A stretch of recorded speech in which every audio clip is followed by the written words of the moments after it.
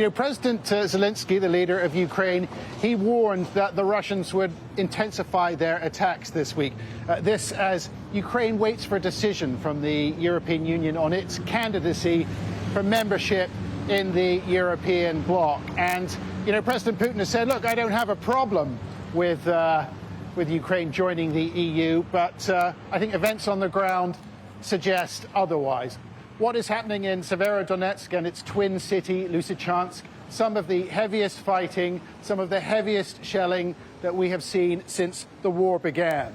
And what we have heard from a local governor is that the Russians have moved into a local village. One of the villages which surround these two cities, called Toshkivka, does sound like they are making some limited progress. We just spoke to one of the commander of the Svoboda battalion. They are fighting right in Severodonetsk for the Ukrainians. He said the front line hasn't actually moved, but he said the shelling was the heaviest that they have experienced. He said it is raining shells in Severodonetsk at the moment. And we also spoke to the police chief in the city just across the river in Lysychansk. His name is Oleg Grigoriev. We did a video call with him because we wanted to ask for an interview with him. He was in a bunker. He did not look very happy at all. He said the shelling was very happy, and he said he would speak to us tomorrow if they survived it. Oh, that's horrific, John. I just mentioned it earlier when I was introing you, but why is Lithuania now being dragged into the conflict? Yeah, it's a good question. There is a flashpoint there, a mark or a point of tension, and that has really broken out into the open. What has happened is that the EU has moved to implement a ban on the transport of goods from Russia. And we're talking about things like metals and coal and computer technology, that sort of stuff. Basically, that kind of stuff is not allowed to move into European or EU territory.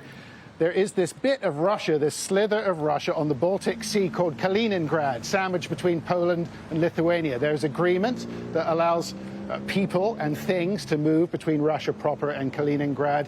Now the Lithuanians say, look, we're just implementing this ban. We're implementing this EU ban on all goods on our territory going to Kaliningrad. The Russians are very, very unhappy about this. The governor of Kaliningrad says, look, this is 50% of everything we import that you're telling us we can't, that you're going to ban now. And the Russians in Moscow are very upset as well.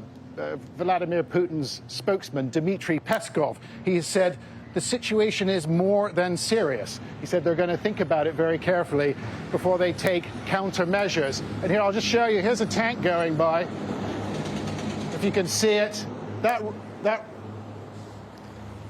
road leads to Severodonetsk. We have seen a lot of heavy equipment moving east. That was one of them. They often come by in long convoys. Tanks, a precious commodity for the Ukrainians. They don't have that many of them. They're sending them into battle. I think it's fair to say that the fight has really intensified in the Donbass, in and around Severodonetsk and Lysychansk over the last couple of days.